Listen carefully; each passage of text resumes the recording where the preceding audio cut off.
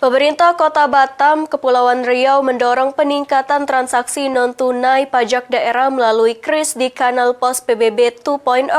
Kepala Badan Pendapatan Daerah Kota Batam, Raja Azmansyah pada Jumat mengatakan, pihaknya mendata peningkatan pembayaran pajak bumi dan bangunan dengan pemanfaatan KRIS mencapai 6.000% pada 2023 sampai 2024 lalu. Dan pada tahun 2025, hampir mencapai 200%. Pemerintah Kota Batam, Kepulauan Riau mendorong peningkatan transaksi non-tunai pajak daerah dengan pemanfaatan KRIS di kanal pos PBB 2.0. Kepala Badan Pendapatan Daerah Bapenda Kota Batam, Raja Azmansyah, pada kegiatan sosialisasi pajak Jumat 5 Desember mengatakan, pembayaran pajak bumi dan bangunan PBB dengan pemanfaatan KRIS tahun 2023 hingga 2024 meningkat 6.000%.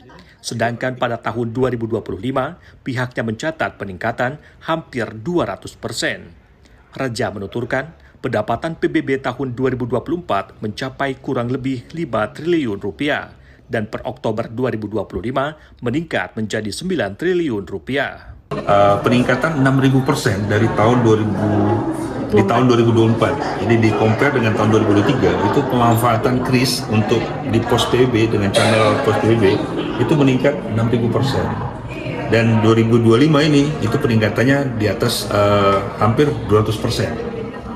Jadi transaksi masyarakat menggunakan channel KRIS di pembayaran PBB melalui pos P2 2.0. Selain itu, di sektor biaya perolehan hak atas tanah dan bangunan, BPHTB telah melebihi target 2025 hingga 100%, senilai 495 miliar rupiah. Ia mengatakan, masih terdapat sejumlah retribusi yang masih belum menggunakan pembayaran non-tunai, sehingga Bapenda akan terus mendorong percepatan penggunaannya di tahun 2026. Adapun dalam rangkaian Hari Jadi Kota Batam, Bapenda memberikan pembebasan denda pajak kepada masyarakat hingga 24 Desember 2025 sebagai upaya meningkatkan pendapatan dan pembangunan daerah. Dari Batam, Kepulauan Riau, Angela Cantikyu, Kantor Berita Antara, mewartakan.